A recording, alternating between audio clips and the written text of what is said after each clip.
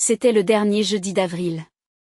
Ma mère avait préparé ses habituelles côtelettes de porc, du riz et ce ragoût de haricots verts que personne n'aimait vraiment, mais que personne n'avait le courage de dire. Mon père était assis en bout de table, comme il le faisait toujours, la serviette enfoncée dans le col, et il en était déjà à la moitié de sa deuxième bière.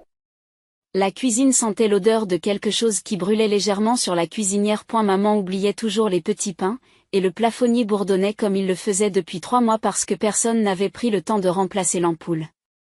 David racontait une histoire.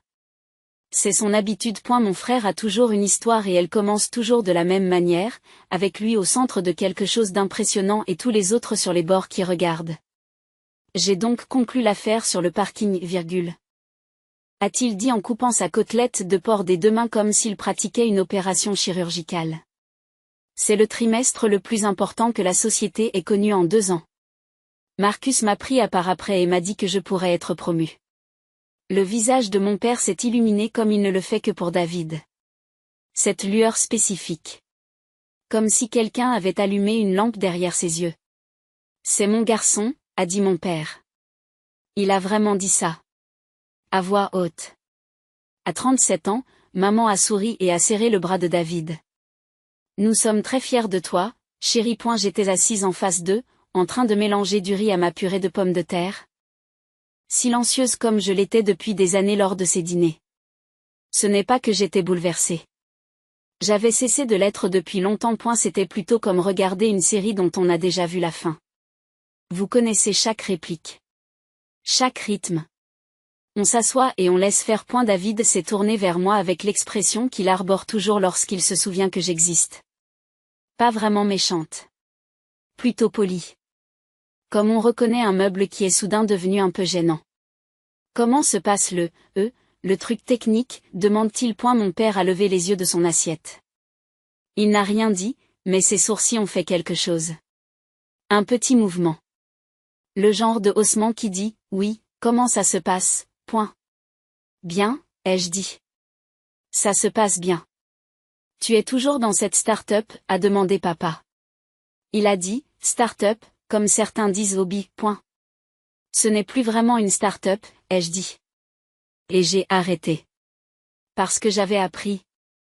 Au fil d'années de dîners exactement comme celui-ci, que plus j'expliquais, moins on m'écoutait. J'ai donc laissé la phrase s'arrêter là, suspendue dans l'air comme un fil que personne n'allait tirer. Dit papa. Il a repris sa bière. David est l'homme d'affaires de la famille, je suppose. Il rit de sa propre blague. Maman a ri aussi. J'ai souri. J'ai pris une bouchée de riz. J'ai laissé passer le moment comme je l'ai toujours fait. David, enhardi, a continué. En fait, j'ai pensé à m'acheter un appartement. Un vrai appartement.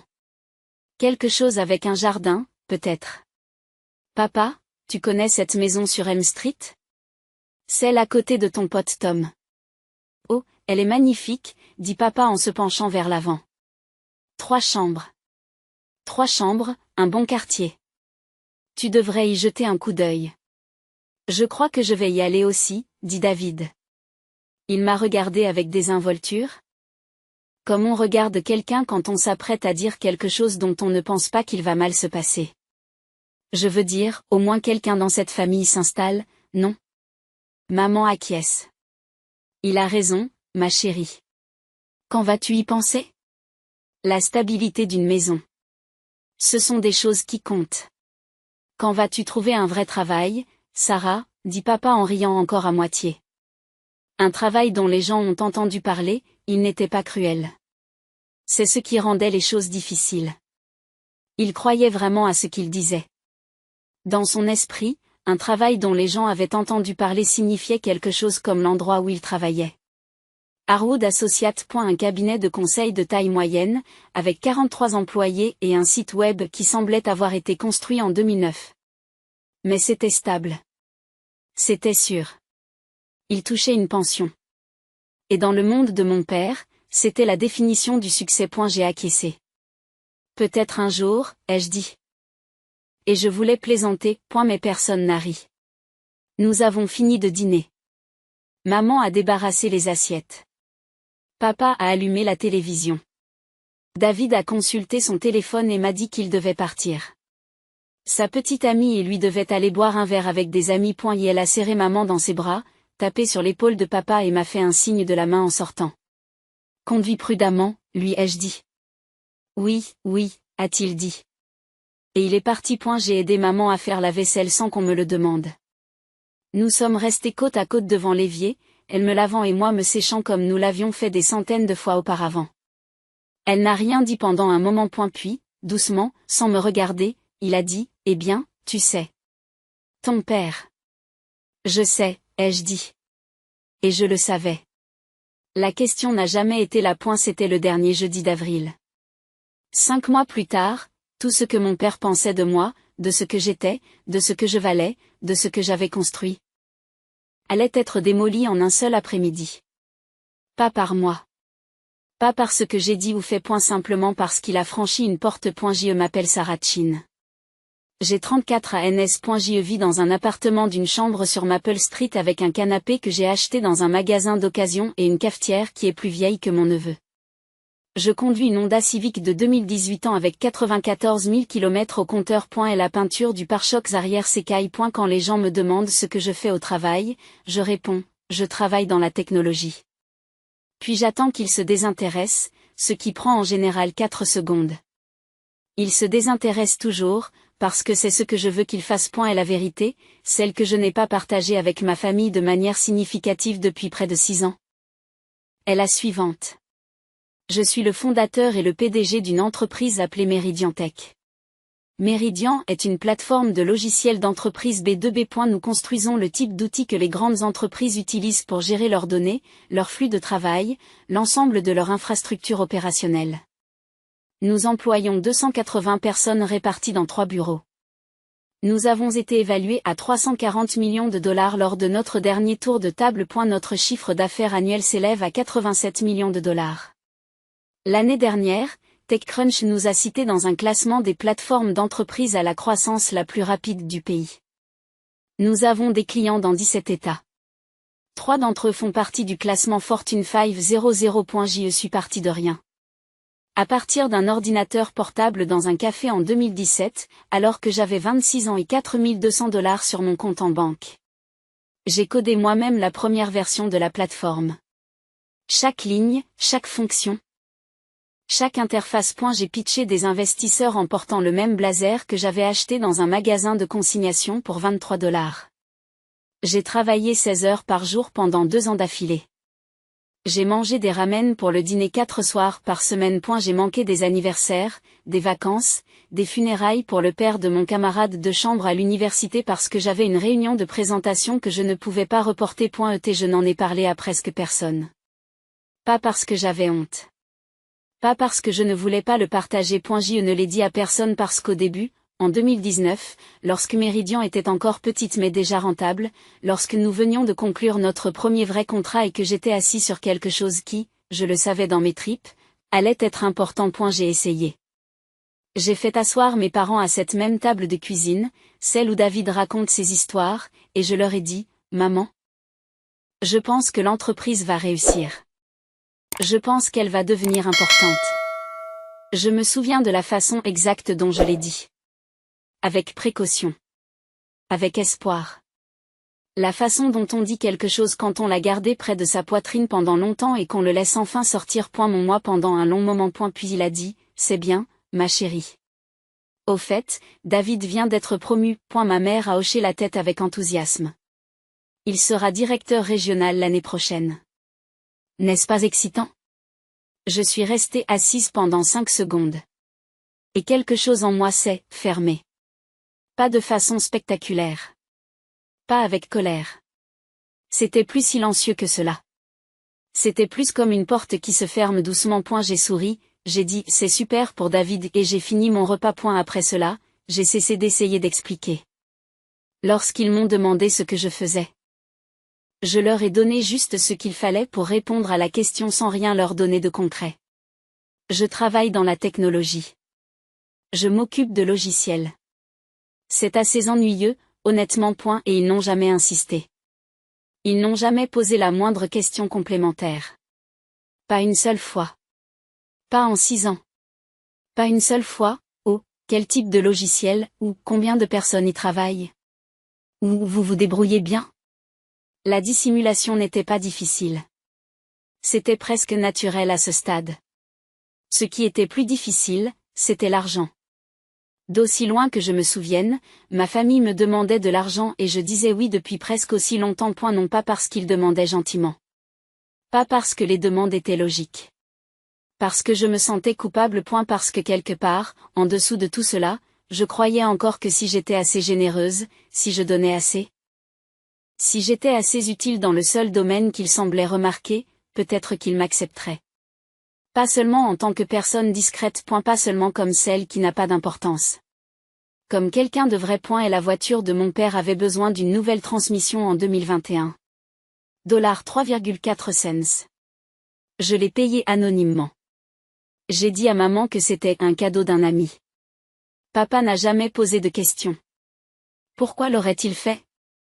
Dans son esprit, Sarah ne pouvait pas être la source. Elle occupait un vague emploi dans le domaine de la technologie qui lui rapportait à peine plus que le salaire minimum. Mon frère avait besoin de $1 200 pour une caution lorsqu'il a déménagé de la maison de papa et maman.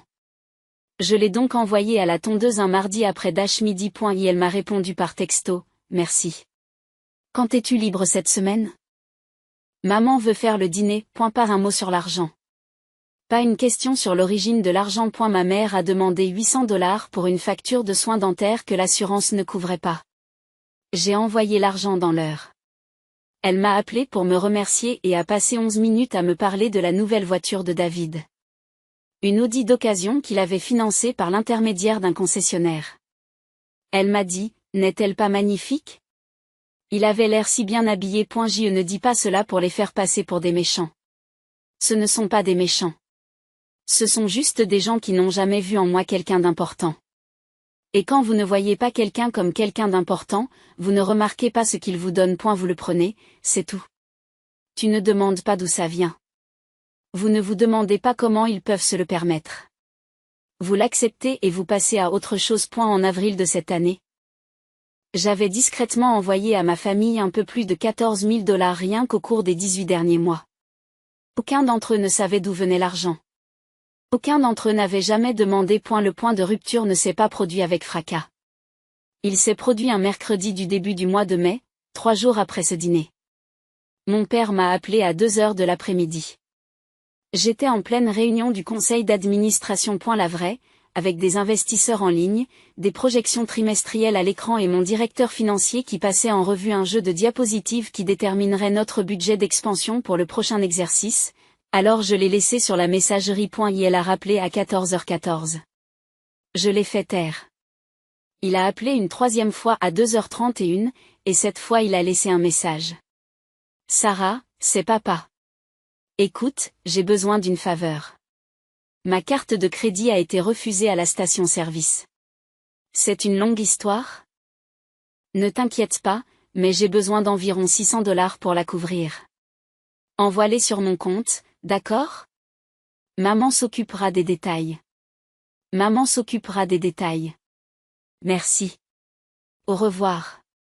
Il n'a pas dit s'il vous plaît. Il n'a pas demandé si je pouvais me le permettre. Il n'a pas vraiment dit merci. Il l'a juste dit comme on demande à quelqu'un de passer le sel. Décontracté. Comme si c'était la chose la plus normale qui soit. Comme si c'était la chose la plus normale au monde. J'ai écouté le message vocal dans mon bureau. Mon vrai bureau, celui avec mon nom sur la porte et une vue sur l'horizon de la ville, une mention de Forbes encadrée sur le mur de 2022 et un tableau blanc couvert de notes sur la feuille de route du produit. Je l'ai écouté une fois. Puis j'ai posé mon téléphone sur mon bureau et je suis restée assise, immobile, pendant environ 2 minutes. À regarder rien par la fenêtre. Puis j'ai pris une décision. Pas une décision de colère. Pas une décision dramatique. C'était la décision la plus calme que j'avais jamais prise dans ma vie. J'ai dit, d'accord. Juste d'accord. À moi-même. Tranquillement. Et puis j'ai arrêté. Je n'ai pas envoyé les $600. Je n'ai pas appelé ma mère. Je n'ai pas renvoyé de message furieux pour expliquer pourquoi. Je n'ai pas écrit un long message énumérant toutes les fois où ils m'avaient congédié, tous les anniversaires où ils avaient loué David, tous les dîners où je m'étais assise en silence et avais regardé mon frère prendre la vedette. Je n'ai rien fait de tout cela parce que ce n'est pas comme ça que je fonctionne. Je n'explose pas. Je m'arrête. J'ai arrêté d'envoyer de l'argent. J'ai arrêté de répondre à la demande. J'ai arrêté de me présenter au dîner de famille où je restais tranquillement assis à regarder mon frère se faire féliciter pour des réalisations qui n'étaient, objectivement, qu'une fraction de ce que j'avais déjà construit. Je ne les ai pas complètement abandonnés. Je répondais encore parfois au téléphone. Je leur disais encore bonjour. Mais l'argent a cessé. Et le fait de se montrer s'est arrêté. Et je n'ai plus fait semblant. Et ma famille, comme on pouvait s'y attendre, ne pensait pas que j'étais sérieuse. Sarah est probablement occupée. Ma mère l'a dit à mon père, selon un message qu'elle a envoyé à mon frère et que David m'a accidentellement transmis. Tu sais comment elle est. Il pensait que ça passerait. Il pensait que je reviendrais à la table, calme et docile. Comme je l'avais toujours fait. Parce que c'est ce que j'ai toujours fait. Depuis des années. Je m'étais présentée. J'avais souri. J'avais donné de l'argent et je n'avais rien demandé. Et ils avaient fini par s'y fier sans jamais se rendre compte que c'était quelque chose que je choisissais de donner. J'avais simplement choisi d'arrêter. Ils ont eu tort de penser que cela allait s'arrêter là. C'est en juin qu'ils ont remarqué pour la première fois que quelque chose n'allait pas. Mon père a appelé pour une réparation de voiture. $1800 pour des plaquettes de frein et des rotors sur sa berline. Et elle m'a appelé un samedi matin, joyeux, décontracté, comme il le faisait toujours lorsqu'il avait besoin de quelque chose. Je l'ai laissé sonner. Il a appelé maman. Maman m'a appelé. J'ai laissé sonner à nouveau. 2 jours plus tard, maman a envoyé un texto. Chérie, la voiture de papa fait un bruit terrible. Est-ce que tu vas m'aider? Je l'ai lu. Je n'ai rien tapé. J'ai posé mon téléphone et je suis allé courir. Les plaquettes de frein n'ont été réparées qu'une semaine plus tard. Papa a quand même conduit la voiture, le bruit de grincement s'aggravant à chaque kilomètre, le genre de bruit qui vous fait grimacer à chaque fois que vous appuyez sur les freins. Lorsqu'il a finalement fait réparer sa voiture, il a payé avec une carte de crédit dont le solde provenait déjà d'un voyage que maman et lui avait fait pour aller voir David à l'occasion de son anniversaire en mars. Un voyage auquel il ne m'avait pas invité. En juillet, le schéma était clair. Sans mes contributions discrètes et invisibles, les petites fissures financières dans la vie de ma famille ont commencé à apparaître une à une. La facture de la carte de crédit de maman a augmenté de 2 cents en un seul mois. Papa a commencé à se plaindre au dîner de l'augmentation du prix des produits alimentaires. Comme si le prix de la laitue avait changé du jour au lendemain. David m'a envoyé un texto, de manière décontractée, pour me demander si je pouvais lui avancer $1000 pour un paiement de voiture qui devait être effectué plus tôt que prévu. Il a ajouté un emoji de rire à la fin, comme si cette demande était une blague. Ce n'était pas le cas. Je n'ai pas répondu à cette demande non plus. Pendant ce temps, ma vie continuait comme avant. Méridian était au milieu de l'un de ses plus gros trimestres de croissance. Nous venions de conclure un accord avec une entreprise de logistique représentant 4,2 millions de dollars de revenus annuels récurrents. TechCrunch nous avait mentionné dans un article de Roundup, le genre de mention qui fait le tour du secteur et reste dans les boîtes de réception pendant des semaines. 3 membres de mon conseil d'administration me demandaient de m'étendre au marché européen avant la fin de l'année. Mon responsable de l'ingénierie, une femme nommée Rachel qui m'accompagnait depuis le début, m'a envoyé un message un vendredi après-midi qui disait simplement « Nous venons d'atteindre les 500 000 utilisateurs actifs ». J'ai imprimé ce message et je l'ai affiché au-dessus de mon bureau. J'étais occupée. J'étais concentrée. Et pour la première fois depuis des années, je ne portais pas le poids invisible d'être la tirelire discrète et non reconnue de la famille. C'est en août que le contrat Harwood a été conclu. Ma responsable des partenariats, Janet Okafor, l'a signalé lors de notre réunion stratégique hebdomadaire. Elle parcourait les demandes de renseignements entrantes sur sa tablette. Elle s'est arrêtée sur l'une d'entre elles et a levé les yeux au ciel. Nous avons reçu une demande de Harwood Associates, dit-elle en consultant leur profil sur son ordinateur portable. Société de conseil de taille moyenne. 43 employés. Ils recherchent une plateforme de gestion des données pour leurs projets en contact avec les clients. J'ai regardé le nom sur l'écran. Harwood Associates. La société de mon père. Je l'ai fixé pendant environ 3 secondes. La pièce était silencieuse. Janet attendait ma réponse. 2 autres membres de l'équipe me regardaient, attendant puis j'ai dit, procédez à l'évaluation normale. S'ils répondent à nos critères, allez de l'avant. Janet a hoché la tête. Elle ne connaissait pas le lien. Personne dans mon équipe ne le savait. Je n'avais jamais parlé de ma famille à qui que ce soit au Méridien. Pas mes parents. Ni David. Pas les dîners. Pas l'argent. Pas les années passées à être invisible. C'était un mur propre, que j'avais soigneusement construit, brique par brique. Et je voulais qu'il en reste ainsi. L'évaluation a duré 2 semaines. Harwood se qualifie facilement. Le contrat est rédigé. Les conditions ont été convenues. Tout s'est déroulé dans les règles de l'art, comme à l'accoutumée. Personne chez Méridien n'y a réfléchi à 2 fois. C'était un client comme un autre. Mais je savais. Je savais exactement ce qui allait se passer. Le 12 septembre. Un mardi. Je suis arrivé au siège de Méridien à 7h30 du matin, comme d'habitude, par l'entrée du site, un café à la main, des écouteurs dans les oreilles, une pile de courriels déjà ouverts sur mon téléphone. J'avais une journée bien remplie. Revue de produits à 9h, appel aux investisseurs à 11h, déjeuner avec notre directeur financier à 12h30. Et puis l'après-midi était réservé à l'intégration de Harwood. L'onboarding. C'était ce jour-là. Harwood a envoyé une petite équipe pour visiter notre siège, rencontrer notre personnel clé et signer les accords opérationnels finaux en personne.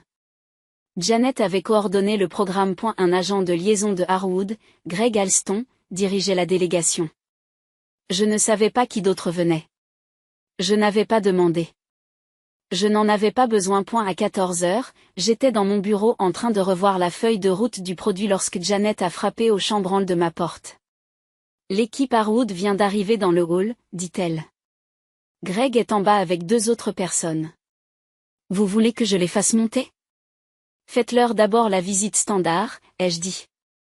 Je descendrai à 245. Elle a acquiescé et a disparu. En bas, dans le hall principal du siège de Méridien Tech, mon père a franchi les portes vitrées pour la première fois. Je n'étais pas là pour le voir.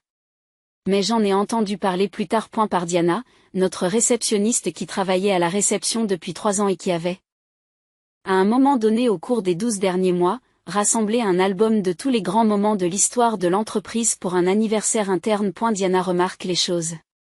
C'est le genre de personne qui se souvient des visages, des noms, de l'expression exacte que portait une personne lorsqu'elle a franchi la porte. Diana m'a raconté ce qui s'est passé. Greg Alston est entré le premier.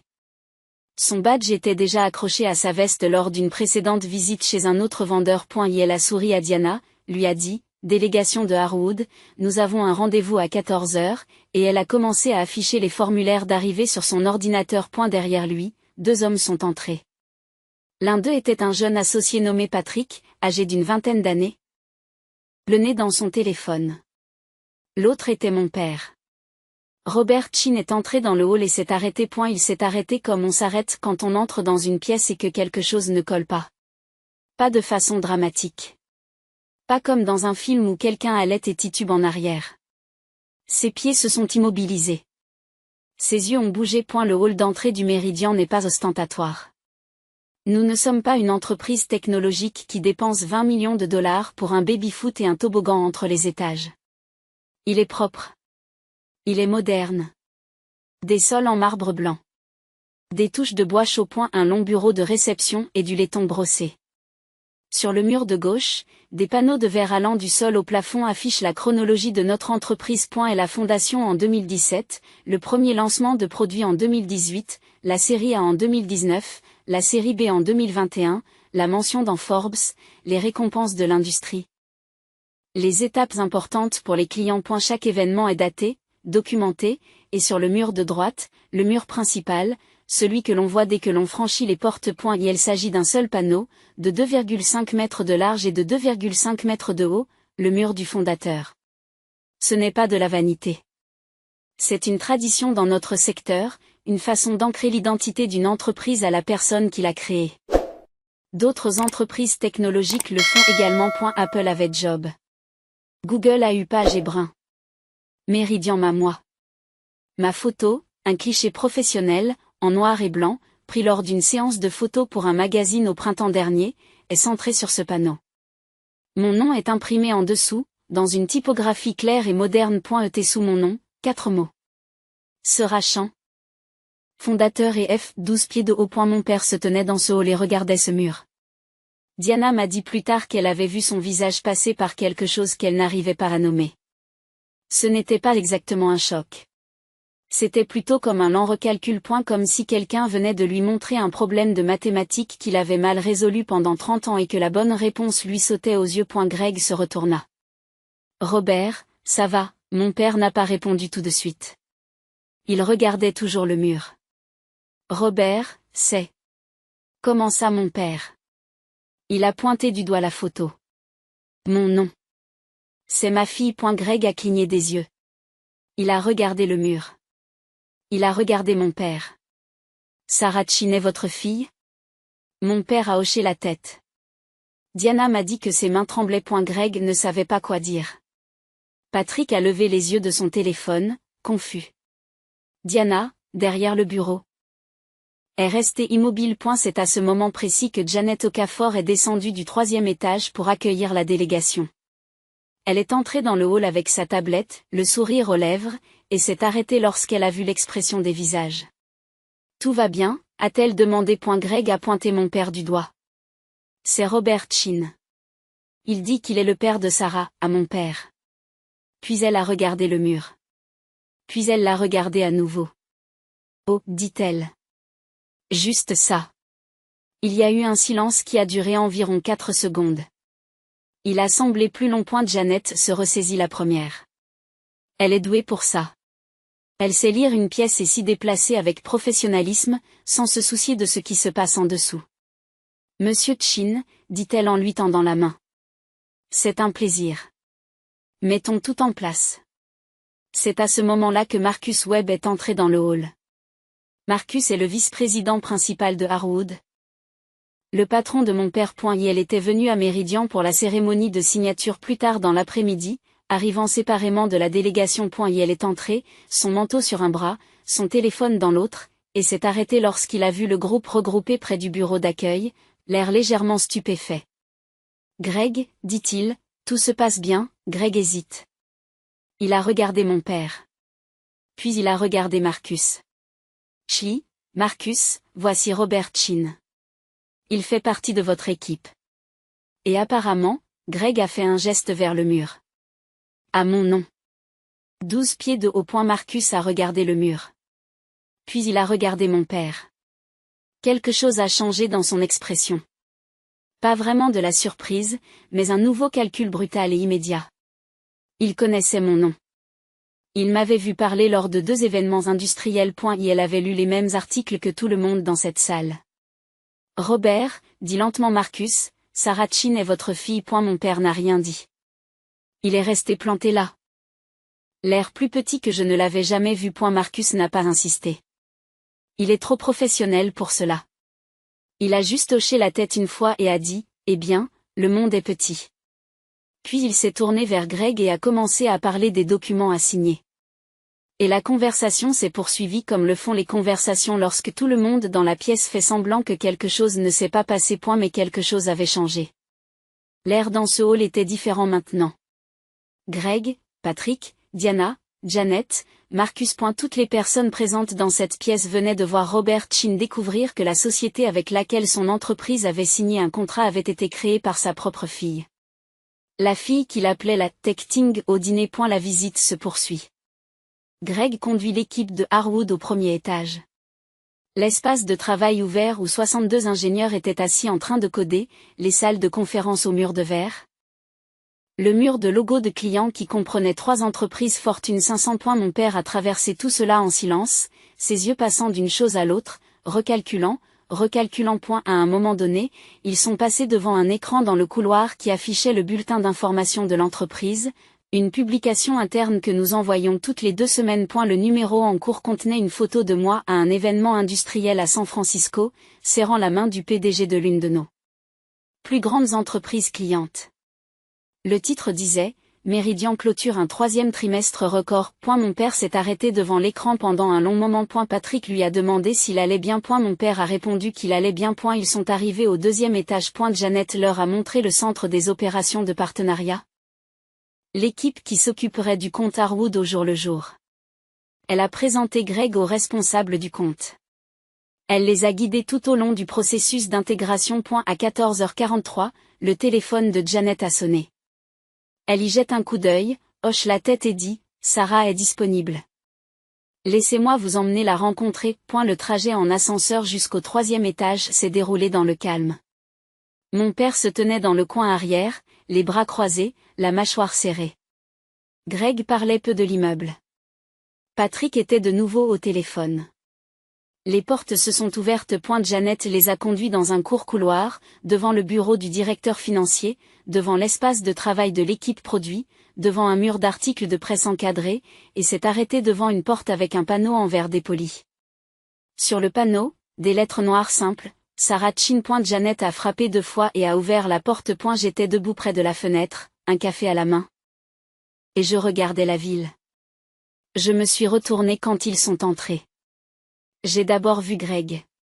Puis Patrick. Puis j'ai regardé au-delà d'eux. Et il y avait mon père. Debout dans l'embrasure de mon bureau. Dans mon immeuble. Il me regardait comme on regarde quelqu'un quand on réalise pour la première fois qu'on s'est fondamentalement trompé à son sujet pendant très longtemps. Je n'ai pas souri. Je n'ai pas froncé les sourcils. Je l'ai simplement regardé pendant 3 secondes. Puis j'ai adopté le même calme professionnel que celui que j'utilise à chaque réunion. Greg, ai-je dit en lui tendant la main. C'est un plaisir de vous rencontrer enfin en personne.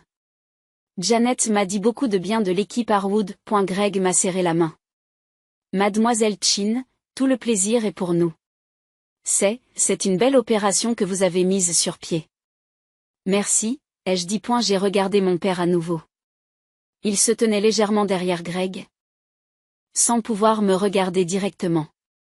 Il avait les mains le long du corps, mais ses doigts faisaient quelque chose, s'enroulant et se déroulant lentement, comme ils le font lorsqu'il est nerveux. J'avais vu cela des milliers de fois dans mon enfance. Avant les entretiens d'embauche. Avant les disputes avec maman. Avant tout ce qui le faisait se sentir petit. Papa, dis-je à voix basse. Pas pour la chambre. Juste pour lui. Il a levé les yeux. Sa bouche s'est ouverte. Rien n'est sorti. J'ai laissé le silence s'installer pendant exactement 2 secondes. Puis je me suis retournée vers Greg. Janet, peux-tu accompagner Greg et Patrick dans la révision finale du contrat au 4e étage? J'ai une autre réunion à 3 heures et je veux m'assurer que nous restons dans les temps. Bien sûr, dit Janet. Elle a guidé Greg et Patrick vers la porte avec une aisance toute pratique. Alors qu'ils sortaient, j'ai attiré l'attention de Greg. Greg? Assure-toi que Monsieur Chin reçoive tout ce dont il a besoin. Il est important pour nous. Greg a hoché la tête, confus mais poli.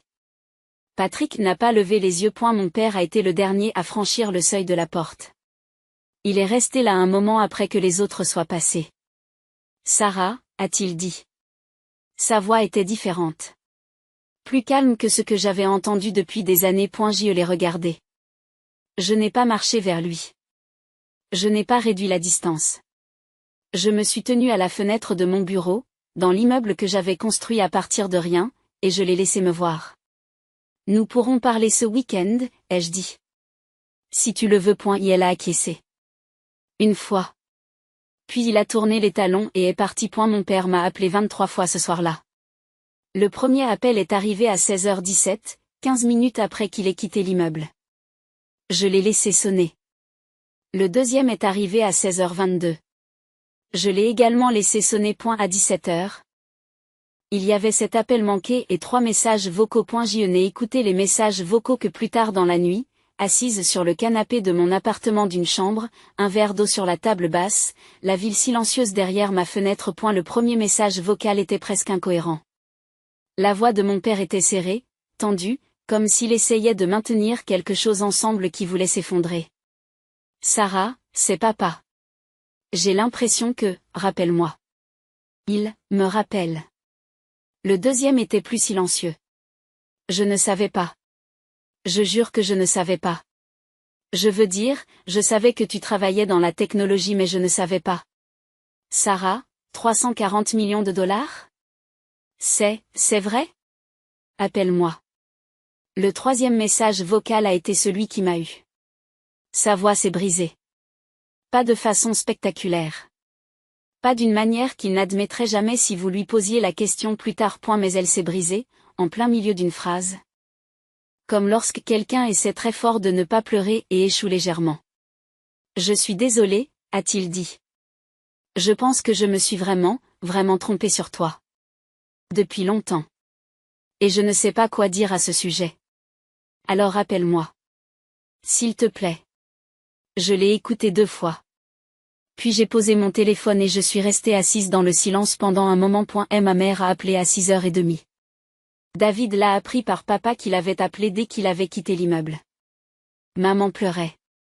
De vraies larmes, pas des pleurs de façade. Elle a laissé un message vocal qui se résumait à dire « Oh, Sarah, encore et encore ». David l'a appris à 20h. Il a appelé une fois, n'a pas laissé de message, puis a envoyé un SMS disant « Papa vient de me le dire. Tu es sérieux là ?» Je n'ai pas répondu à ce texte. Je n'ai pas répondu à ce message. Et la famille élargie l'a appris dans les 48 heures qui ont suivi. Dans une famille comme la nôtre. Les nouvelles circulent par des appels téléphoniques, des textos et au moins un message de ma tante Karen qui a suscité 17 commentaires en 2 heures. À Harwood, l'impact a été plus discret, mais pas moins réel. Marcus Webb, le vice-président senior qui supervisait le compte Meridian, a pris mon père à part le lendemain matin. Marcus m'avait déjà rencontré 2 fois lors d'événements industriels. Une fois à Boston, une fois à Chicago. Il savait exactement qui j'étais et ce que Meridian valait. Robert, dit Marcus, assis en face de lui dans son bureau, pourquoi n'as-tu jamais parlé de ta fille? Mon père n'avait pas de réponse à cette question. Ou s'il en avait une, ce n'était pas celle qu'il voulait dire à voix haute. Marcus ne l'a pas mis mal à l'aise. C'est un professionnel. Mais à partir de ce moment-là, les choses ont changé à Harwood. Comme elles changent toujours lorsque quelqu'un découvre qu'un de ses employés a été discrètement lié à quelque chose d'important dont il n'était pas au courant. Ce n'était pas hostile. C'était juste bizarre. Les gens regardaient mon père différemment. Pas avec mépris. Avec une sorte de réévaluation curieuse. Greg Alston a envoyé un SMS à Janet le lendemain. Petite question. Est-il normal que la famille d'un client se présente pendant l'intégration? Je demande un ami. Janet a ri lorsqu'elle m'a raconté cette histoire. David est celui qui m'a le plus surprise. Il n'a pas rappelé pendant 3 jours. Puis, vendredi soir, il m'a envoyé un long texte. Ce n'était pas vraiment des excuses. David ne s'excuse pas facilement, mais quelque chose d'approchant. Une reconnaissance. Elle m'a écrit qu'il avait cherché Meridian en ligne après que papa le lui ait dit, qu'il avait passé 1 heure à lire des informations sur la société, et qu'il se sentait un peu comme un idiot. Pour ne pas m'avoir posé une seule fois une vraie question sur ce que je faisais. Elle a terminé son message en disant « Papa est un désastre. Maman pleure toutes les 5 minutes. Je pense que tu devrais leur parler quand tu seras prête. Mais pas avant. Selon tes conditions. » J'ai lu ce texte debout dans ma cuisine à 21h, un vendredi soir, et c'est le moment où j'ai le plus failli pleurer. Je n'ai pas parlé à mes parents ce week-end-là. Non pas parce que je les punissais. Je n'étais tout simplement pas prête. Il y avait trop d'espace entre nous. Trop d'années de rejet silencieux. Trop de dîners où j'ai souri et n'ai rien dit. Trop de fois j'ai donné de l'argent sans rien demander en retour, si ce n'est d'être vu. J'avais besoin de savoir ce que je voulais vraiment dire avant de le dire. 3 semaines plus tard, un dimanche matin, mon père m'a envoyé un message. Il était court. 4 phrases. Sarah. Je te dois des excuses. De vraies excuses. Pas au téléphone. On peut prendre un café? Je l'ai lu assise sur mon canapé, à l'endroit même où j'avais écouté ces messages vocaux. La lumière du matin entrait par la fenêtre. Mon appartement était calme. La Honda Civic était garée à l'extérieur, la peinture de son pare-choc s'écaillant. Tout avait l'air exactement comme avant. J'ai relu le texte une fois de plus. Puis j'ai posé mon téléphone et je suis allée préparer le petit déjeuner. Je n'ai pas répondu ce jour-là. Non pas parce que je n'en avais pas envie, mais parce que pour la première fois de ma vie, je n'avais pas à me précipiter pour donner à ma famille ce dont elle avait besoin. J'avais construit quelque chose de concret.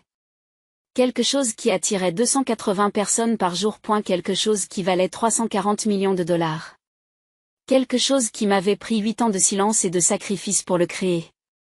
Et cela n'allait nulle part. Le café pouvait attendre jusqu'à lundi.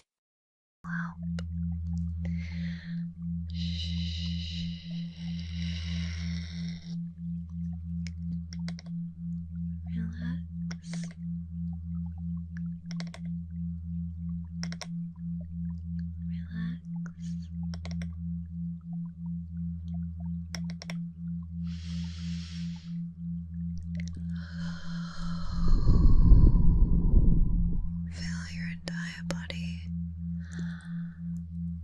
just melt into your mattress, deeper, deeper, into a state of relaxation.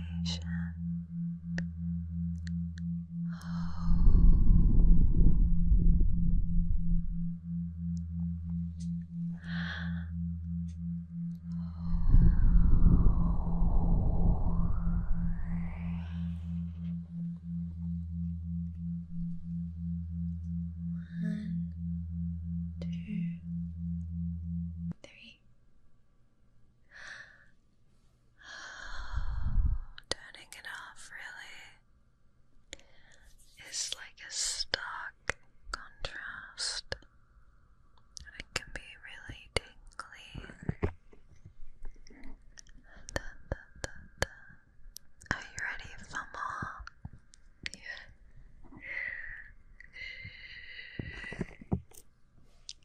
Look at me. Look at me. 1, 2, 3.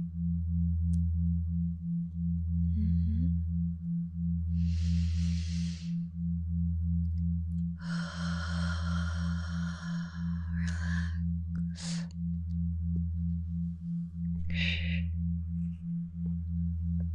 Let go of any tension you're holding in your muscles, especially your shoulders and your jaw, and clench your jaw. Just relax.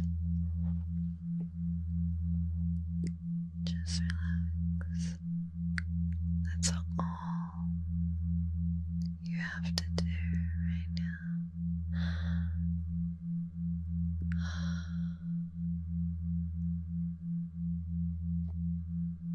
Is that making your brain feel good? It's making mine